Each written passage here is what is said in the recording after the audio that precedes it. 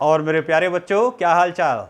Electrostatic lecture number 6 और आज का हमारा टॉपिक है Coulomb's law in a medium. और साथ में हम करेंगे एक नई चीज और नई चीज सीखेंगे, उसका नाम है रिलेटिव इलेक्ट्रिक परमिटिविटी या उसको हम कहते हैं डाइलेक्ट्रिक कांस्टेंट। तो चलो आज का लेक्चर शुरू करें और कूलॉम्स लॉ को किसी मीडियम में यूज करना सीखें कि अगर हम दो चार्जेस को मीडियम में रखेंगे तो वहां पर इलेक्ट्रोस्टैटिक फोर्स में कैसे चेंज आएगा। जब हमने इलेक्ट्रोस्टैटिक फोर्स की प्रॉपर्टीज की थी तो वहां पर आपको याद होगा कि हमने यह बताया था कि जो इलेक्ट्रोस्टैटिक फोर्स है वो अलग अलग मीडियम में अलग अलग होता है अगर हम दो चार्जेस को सेम डिस्टेंस पे भी रखें in different medium, the force will be electrostatic force will be different. तो क्यों डिफरेंट होता है? क्योंकि अलग अलग मीडियम की एक नई चीज हम सीखेंगे, इलेक्ट्रिक परमिटिविटी, वो अलग अलग होती है। तो क्योंकि डिफरेंट मीडियम की इलेक्ट्रिक परमिटिविटी डिफरेंट होगी तो इसीलिए वहां पर फोर्स भी, इलेक्ट्रोस्टैटिक फोर्स भी डिफरेंट होगा। तो चलो इस कंसेप्ट को समझें और शुरू करें Coulomb's law in a medium. तो यहां हम शुरू करते हैं। अभी देखो Coulomb's law in a medium, Coulomb's law in a medium. तो देखो जैसे हम वैक्यूम के अंदर, याद होगा आपको जब हम वैक्यूम में लिखते थे इन वैक्यूम,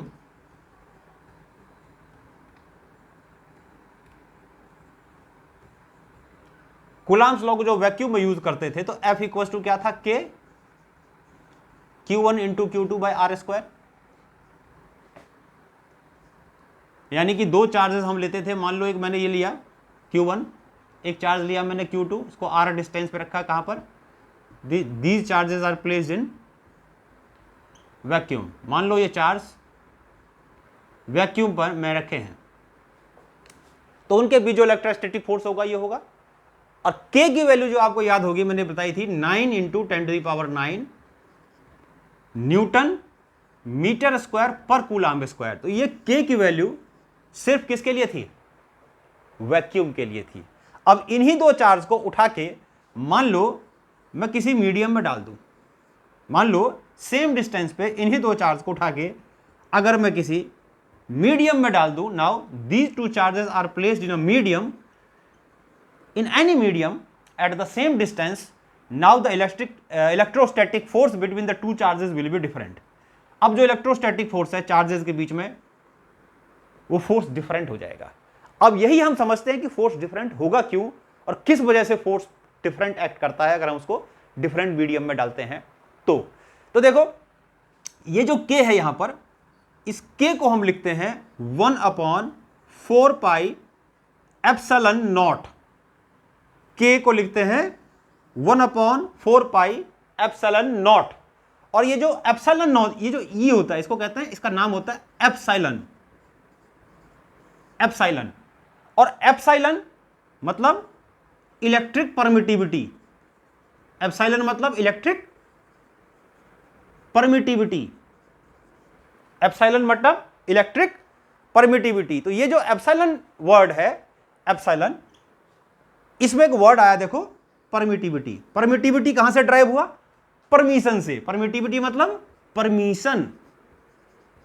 यानी कहने का मतलब ये हो गया कि अलग अलग मीडियम में इलेक्ट्रोस्टैटिक फोर्स को एक्ट करने की परमिशन अलग अलग होती है और वो परमिशन कितनी है वो इस पर डिपेंड करता है।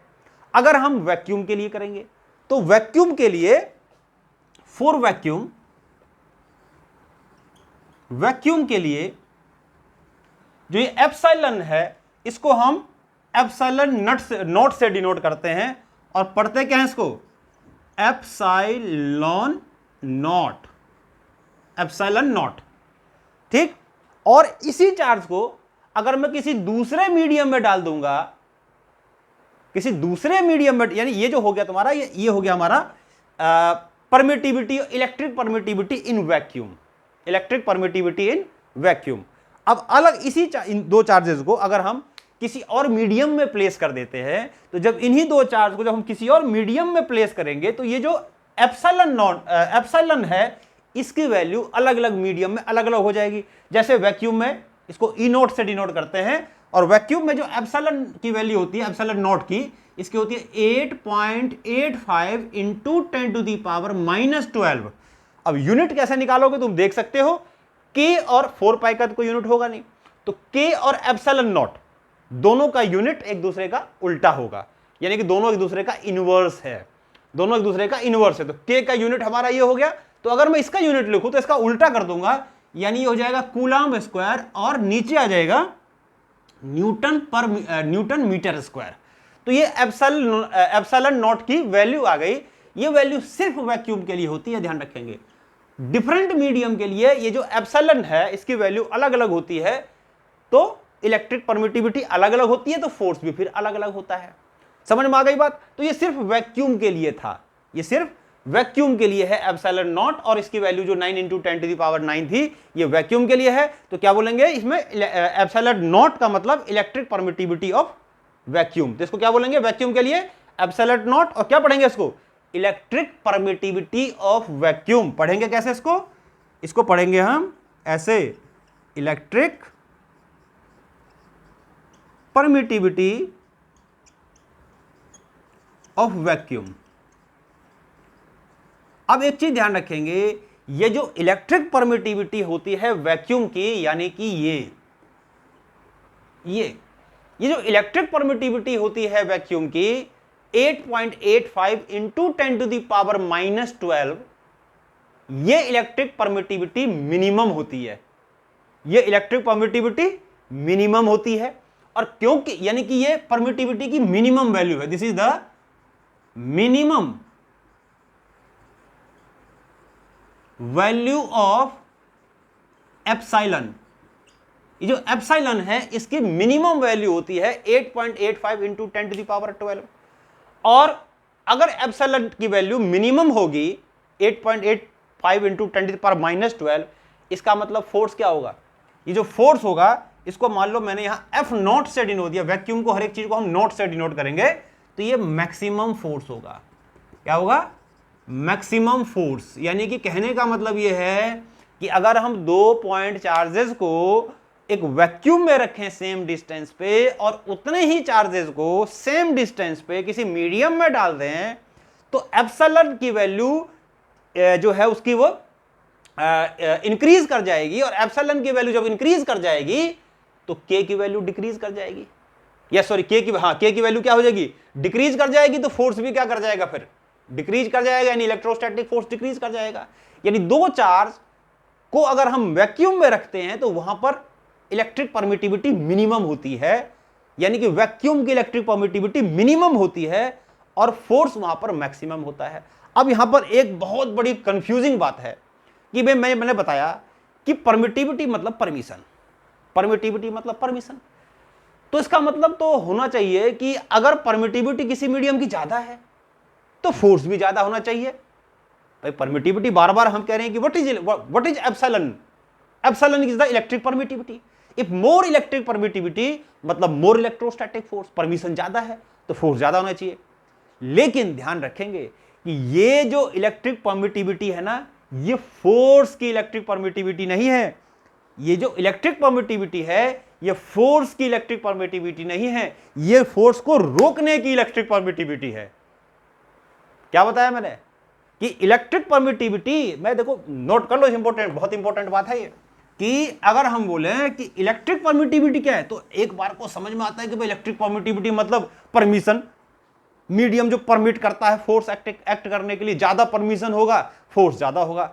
लेकिन जब फार्मूले से देखते हैं तो क्या लगता है, ये तो उल्टा है कि परमिशन ज्यादा है तो फोर्स कम है, परमिशन कम है तो फोर्स ज्यादा है। तो इसका मतलब ये परमिशन इलेक्ट्रिक फोर्स का तो नहीं है। अगर इलेक्ट्रिक फोर्स का परमिशन होता जो चार्जेस के बीच में लग रहा है वैक्यूम के अंदर, तो फिर तो इसका मतलब ये होगा कि परमिशन मीडियम की ज्यादा है तो फोर्स ज्यादा लगे, परमिशन कम है तो फोर्स कम लगे। लेकिन हो यहां पर उल्टा रहा है। तो इसका मतलब ये इलेक्ट्रोस्टैटिक फोर्स, दो चार्जेस के बीच जो इलेक्ट्रोस्टैटिक फोर्स है, ये उसकी परमिशन नहीं है।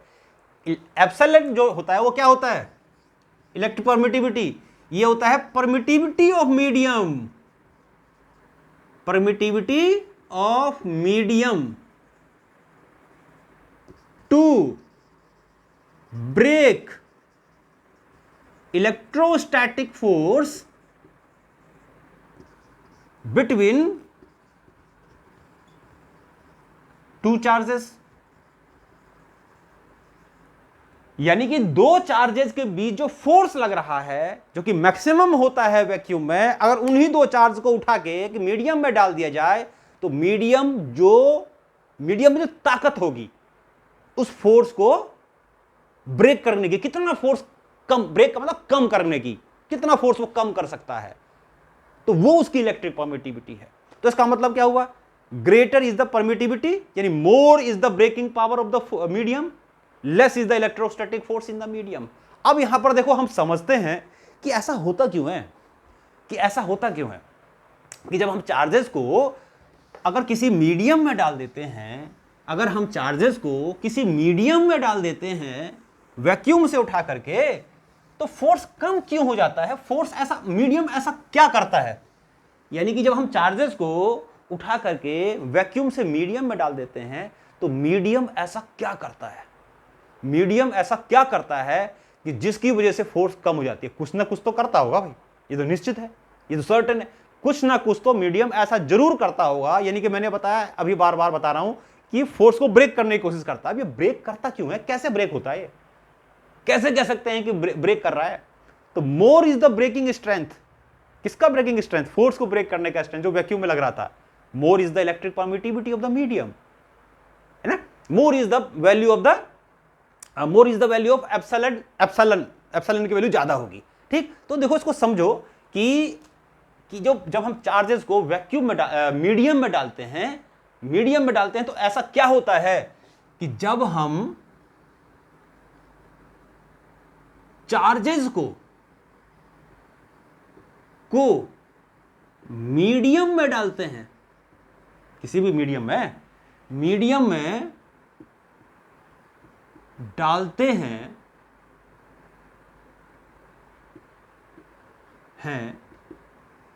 तो ऐसा क्या होता है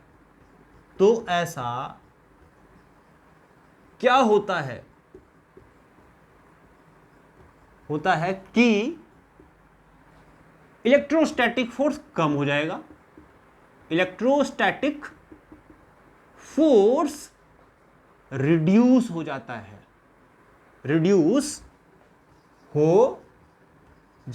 ऐसा क्या होता है भाई कि अगर मैं चार्जेस को वैक्यूम से उठा के मीडियम में डाल दूं तो इलेक्ट्रोस्टैटिक फोर्स रिड्यूस हो जाता है। ऐसा क्यों होता है, देखो मैं आपको बताता हूं कि मान लो ये दो चार्ज था, एक चार्ज ये और एक चार्ज ये, r डिस्टेंस पे रखा था वैक्यूम में, ठीक, तो फोर्स लग रहा था F0, और F0 की वैल्यू क्या होगी 1/4 pi epsilon naught Q1 into Q2 by are square.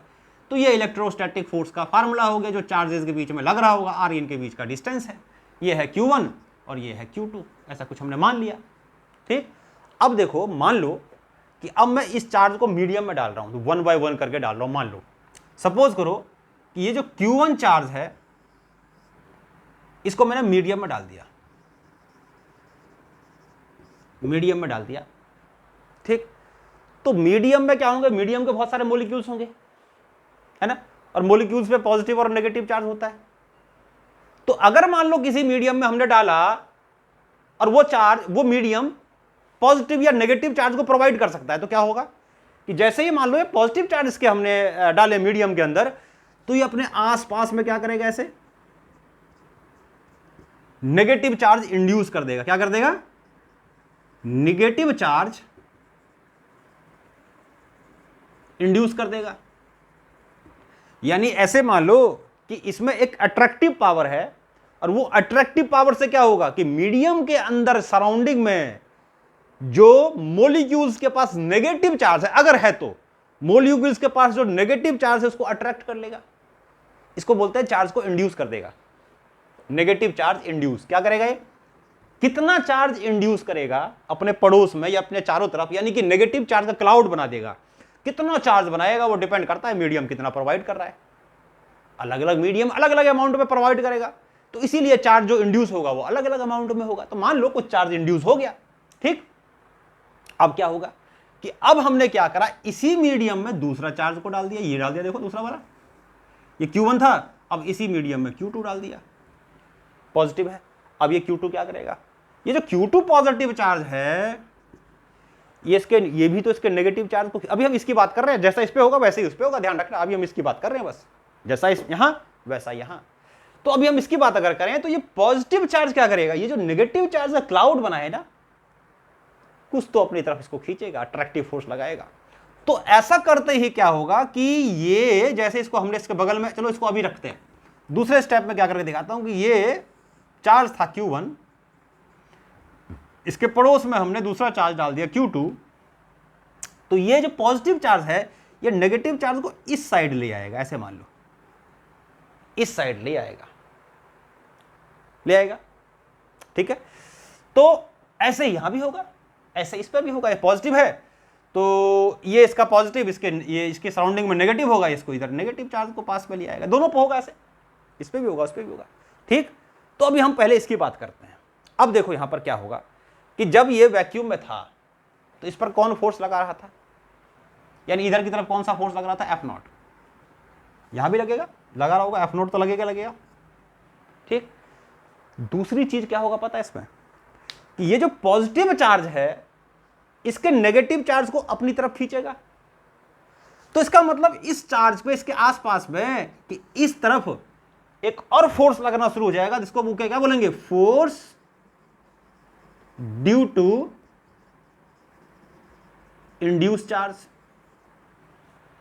यानी कि यानी इस चार्ज के ऊपर एक तो ये चार्ज पर फोर्स लगा ही रहा है, दूसरा क्या होगा कि जो चार्ज इंड्यूस हुआ इसके आसपास में, ये भी तो इसको फोर्स लगाएगा उस तरफ, इधर की ओर फोर्स लगाएगा।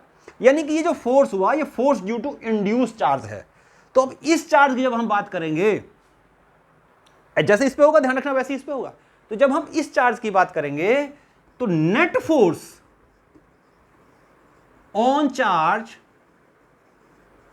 Q1 कितना हो जाएगा, मान लो Fm फोर्स इन मीडियम, जैसे F0 फोर्स इन वैक्यूम, ऐसे Fm फोर्स इन मीडियम। तो ये फोर्स इन मीडियम अब क्या हो जाएगा कि फोर्स इन वैक्यूम, जो वैक्यूम में फोर्स लग रहा था वो तो है ही है, जो वैक्यूम में फोर्स लग रहा था वो तो लगेगा, दो चार्ज लगाएगा फोर्स आपस में, जो लगा रहा था पहले ये इस पर लगा रहा था, दूसरा इस पर एक इंड्यूस चार्ज से भी फोर्स लगेगा और वो उसका उल्टा होगा। यानी इस पर जो फोर्स होगा वो इस डायरेक्शन में होगा, force due to induced charge. ये देखो, ये बहुत इंपॉर्टेंट चीज है। तो हुआ क्या है कि जैसे ही हमने चार्जेस को उठा के वैक्यूम से मीडियम में डाल दिया, तो दोनों ही चार्ज पे, अगर हम पहले एक चार्ज को समझेंगे तो दोनों ही चार्ज पे इंड्यूस्ड चार्ज डेवलप हो गया उसके सराउंडिंग में। तो उसी चार्ज के ऊपर एक वो भी फोर्स लगा रहा है, उसके अपोजिट फिर इंड्यूस्ड चार्ज से ही फोर्स लग रहा है, तो नेट फोर्स तो इसके ऊपर कम हुआ ना।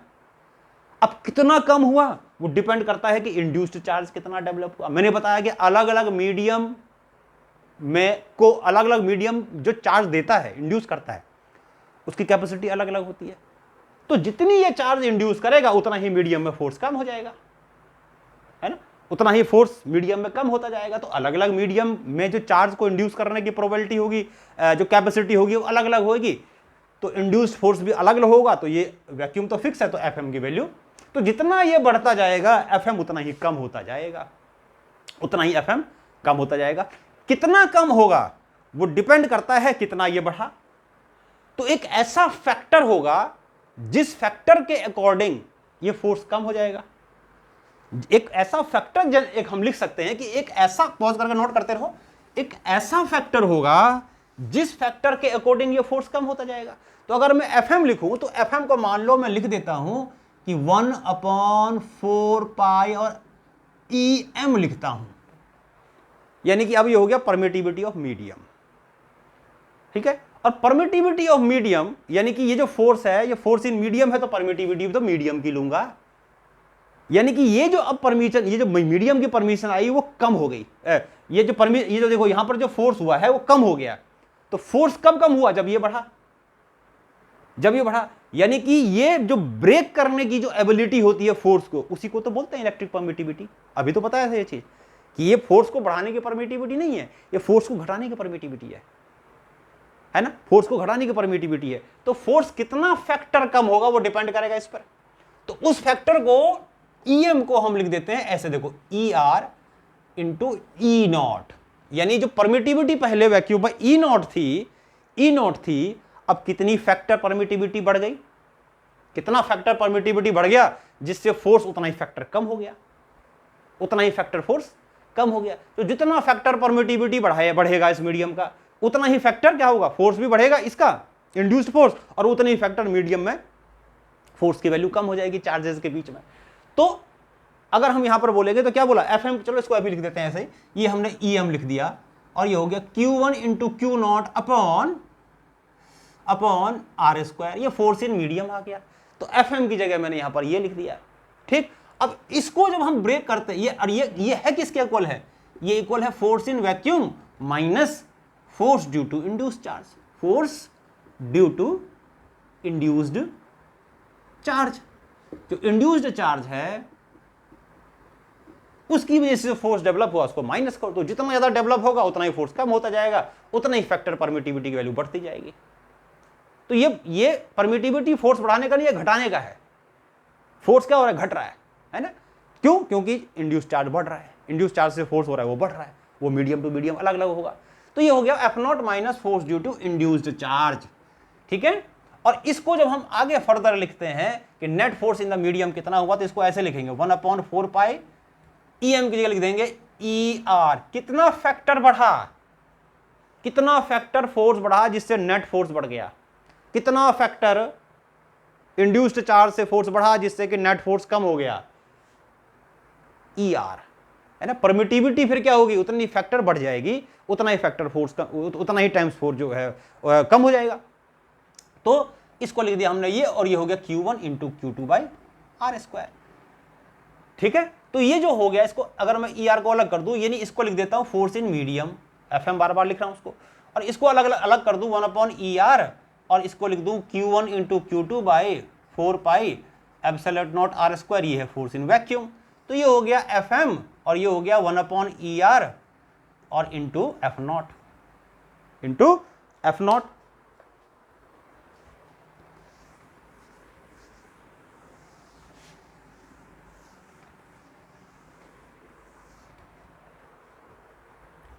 तो यहां से अगर हम देखेंगे तो ई आर कितना हो जाएगा, F naught by F m, और इसी ई आर को हम क्या कहते हैं, relative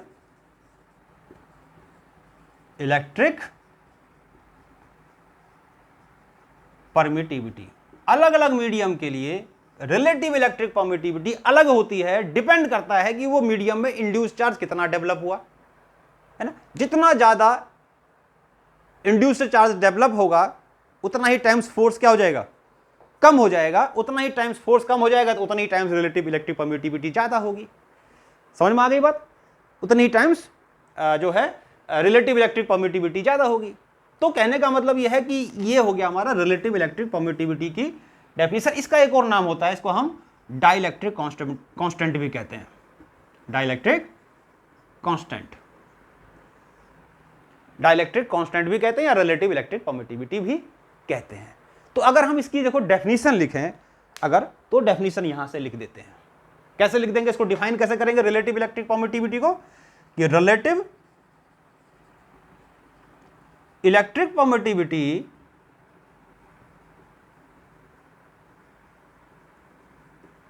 of a medium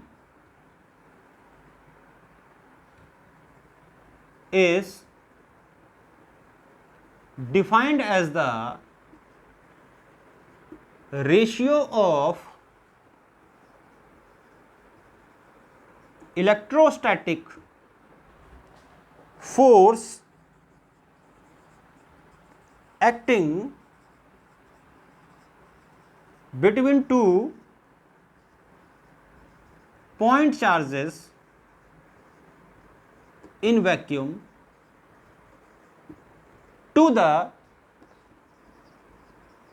electrostatic force acting between same two point charges when placed placed in medium at same distance, in medium at same distance.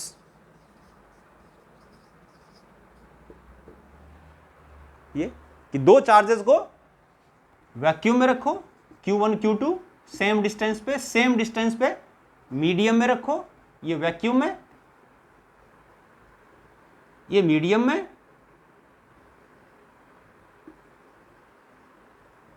तो जो force का रेशियो है, यहां फोर्स हो गया F0, यहां फोर्स है Fm, तो फोर्स का रेशियो F0/Fm डाइलेक्ट्रिक कांस्टेंट कहलाता है। या एक और तरीके से कह सकते हैं कि देखो यहां से हमने एक और चीज लिखा था अभी कि हमने EM की जगह क्या लिखा था, ER इंटू E0। भाई कितना फैक्टर परमिटिविटी बढ़ा, ER फैक्टर, तो ER क्या हो गया यहां से, फिर ER हो गया EM/E0।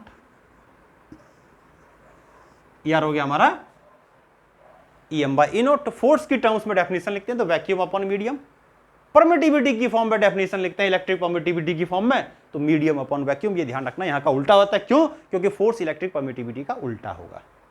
ठीक, तो जिस भी मीडियम की इलेक्ट्रिक परमिटिविटी जितनी ज्यादा होगी, इसका मतलब ब्रेक फोर्स को उतना ही ज्यादा करेगा, तो वहां पर फोर्स उतना ही कम हो जाएगा।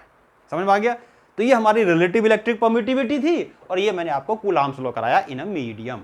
अब इसके ऊपर जो हमारे क्वेश्चंस आते हैं, देखो ये जो हमारे क्वेश्चंस आते हैं वो किस तरीके के क्वेश्चंस आते हैं। देखो एक तो बहुत सिंपलेस्ट क्वेश्चंस बनते हैं इसमें, देखो उसके बाद थोड़ा सा हमें कॉम्प्लेक्स टाइप क्वेश्चन भी करेंगे हल्का सा, वो भी इतना आसान ही है, वैसे इतना मुश्किल नहीं है वो भी। देखो इसमें इस तरह क्वेश्चंस आते हैं कि मान लो जैसे क्वेश्चन मैं एक लिखता हूं कि दो चार्जेस मैंने लिए, इनको मैंने r डिस्टेंस पे रखा Q1 इंटू Q2 को, और मान लो फोर्स लग रहा है इसमें F, फोर्स इसमें लग रहा है F, और ये वैक्यूम है, वैक्यूम है। अब इन्हीं दो चार्ज को सेम डिस्टेंस पे रखा मीडियम में, तो मान लो अब फोर्स है F/9। कुछ ऐसा कह दिया कि अगर हम दो चार्जेस को सेम डिस्टेंस पे रखते हैं वैक्यूम में तो फोर्स है F, मीडियम में रख देते हैं सेम डिस्टेंस पे तो फोर्स है F/9। तो कहता है कि find the relative electric permittivity of medium, relative electric permittivity of medium। तो मीडियम की रिलेटिव इलेक्ट्रिक परमिटिविटी निकालो, कितनी होगी। बहुत सिंपल, क्या बताया था अभी कि रिलेटिव इलेक्ट्रिक परमिटिविटी रेशियो होता है force in vacuum to the force in medium. तो यहां पर अगर देखो तो फोर्स इन वैक्यूम क्या है F, फोर्स इन मीडियम क्या लिया F/9, तो F से F कैंसिल, ये 9 हो गया, यानी कि रिलेटिव इलेक्ट्रिक परमिटिविटी आ गई 9। यानी फोर्स जितना फैक्टर कम होएगा रिलेटिव इलेक्ट्रिक परमिटिविटी उतनी ही टाइम्स ज्यादा हो जाएगी। समझ में आ गई बात। तो एक तो इस तरह के क्वेश्चंस आते हैं कि सेम डिस्टेंस पे हमने क्या करा, सेम डिस्टेंस पे हमने इसको रखा और इलेक्ट्रिक परमिटिविटी पूछ दिया कि फोर्स का रेशियो दे दिया और इलेक्ट्रिक परमिटिविटी पूछ दिया, तो ऐसे हमने निकाल दिया इसको। दूसरे तरह के क्वेश्चंस कैसे आते हैं, देखो दूसरे तरह के क्वेश्चंस इस तरह के आते हैं कि मान लो दो चार्ज मैंने लिए Q1 और Q2, इनको मान लो d डिस्टेंस पे रखा वैक्यूम में, तो फोर्स इसमें लगा मान लो F। अब ये कह रहा है कि दूसरे मीडियम पे at what distance the charges be placed in a medium of dielectric constant, dielectric constant मतलब relative electric permittivity, at what distance the charges be placed in a medium of dielectric constant,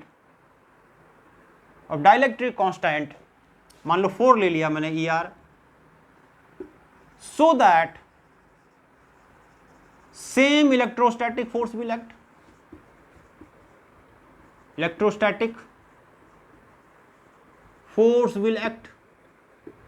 तो इन दोनों ही question में, दोनों ही में, इसमें अगर देखेंगे इस वाले क्वेश्चन में, तो हमें क्या दे दिया, हमें इसने ये दे दिया कि फोर्स इन मीडियम इक्वल है फोर्स इन वैक्यूम के, ये दिया। फोर्स इन मीडियम अगर लेंगे तो क्या आएगा, 1/4 pi E R into E naught Q1 Q2 by vacuum में डिस्टेंस कितना था d। अब कह रहा है कि अब मीडियम में डाल दिया इसको, वैक्यूम में डिस्टेंस था d, अब इसको मीडियम में डाल दिया, ये वैक्यूम में था और ये मीडियम में ले रहे हैं, अब उसको वैक्यूम में मीडियम में डाल दिया है, तो ये हो जाएगा 1/4 pi E R into E naught, और Q1 Q2 वही है, डिस्टेंस अब हमें निकालना है, तो मान लिया d डैश है डिस्टेंस, मान लिया distance is d dash. Now change हो जाएगा डिस्टेंस, क्योंकि परमिटिविटी अलग अलग है, तो सेम फोर्स के लिए डिस्टेंस फिर अलग करना पड़ेगा।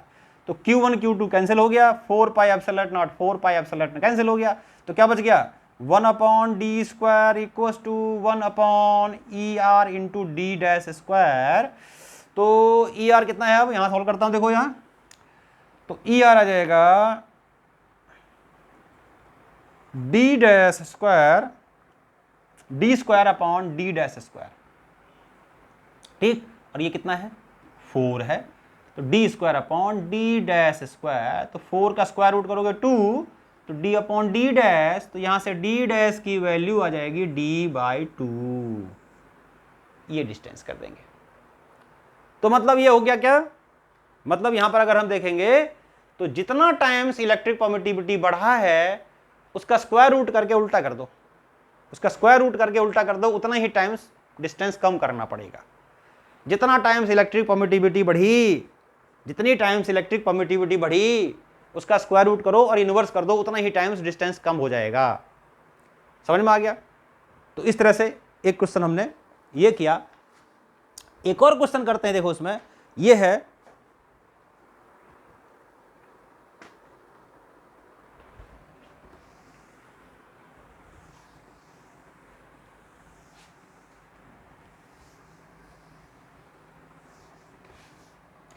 इसमें ये कह रहा है, देखो 2 आइडेंटिकल स्फीयर, क्वेश्चन है कि 2 identical sphere, 2 identical sphere charged, 2 identical metallic sphere, metallic sphere, metallic की स्पेलिंग यही होती है क्या भाई, ठीक, चलो देख लेना जो भी है, metallic sphere, metallic sphere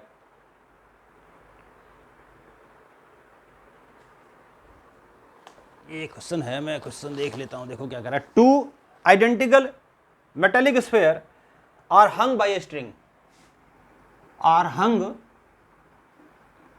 bye a string, are hung by a string and makes an angle and makes an angle theta, makes an angle theta with each other, with each other। अब ये कह रहा है with each other in vacuum, vacuum. अब ये कह रहा है when the whole mass, when the whole mass is immersed in a liquid, immersed in a liquid, in a liquid of density 0.5 gram per centimeter cube and angle remains same, angle remains same, angle remains, calculate the dielectric constant of the, calculate dielectric constant of medium, medium का क्या निकालो, dielectric constant. Calculate the dielectric constant of medium. दिया हुआ क्या हुआ है कि density of material of sphere ये है 1.5 ग्राम पर सेंटीमीटर क्यूब।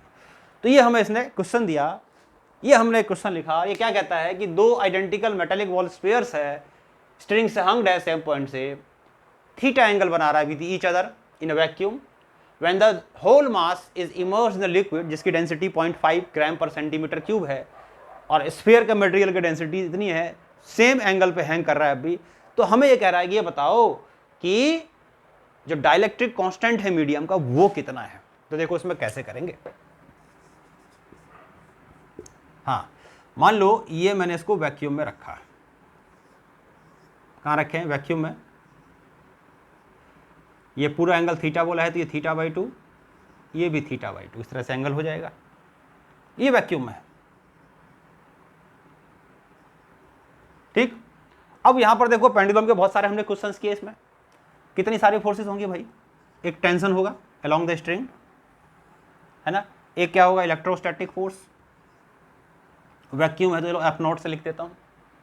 एक होगा इसका वेट mg। इक्विलिब्रियम पे हम क्या लिखते थे याद है, ये हो जाएगा t cos थीटा, इसका पूरा हमने एक लेक्चर किया, ये हो गया t sin थीटा। तो t cos थीटा ये होता है इक्वल mg के, और t sin थीटा ये इक्वल होगा F0 के, यानी कि इलेक्ट्रोस्टैटिक फोर्स के, जो कि मैंने F0 मान लिया क्योंकि ये वैक्यूम में है इस टाइम, ये रिजिड सपोर्ट से यहाँ पर ये कनेक्टेड है, ठीक है। तो यहाँ से अगर देखेंगे तो tan theta will be, divide कर दो फर्स्ट और सेकंड को फर्स्ट से, तो this will B F0 upon mg, F0 upon mg। m क्या है यहाँ पर, m है यहाँ पर मास ऑफ दिस स्फीयर। मास को हम कैसे लिख सकते हैं, थोड़ा सा यहाँ पर देखो मॉडिफाई करूंगा इसको। ये F0 हो गया, और मास को कैसे लिखेंगे, स्फीयर का वॉल्यूम मान लो v है, स्फीयर की डेंसिटी मान लो d है, तो ये इसका मास आ गया स्फीयर का, और into g, volume of sphere, density of sphere, mass of sphere. तो tan थीटा हमारा आ गया θ/2 होगा, सॉरी, हाँ θ/2, थीटा नहीं θ/2। तो tan θ/2 आ गया F0 upon v into D into G. इसको इक्वेशन फर्स्ट ले लेते हैं, ठीक है। अब इस क्वेश्चन को मैं यहां से हटा रहा हूं, वैल्यू याद कर लो। डेंसिटी मीडियम की, स्फीयर कितनी है, मीडियम की 0.5 है। पॉज करके नोट करो इस क्वेश्चन को, देखो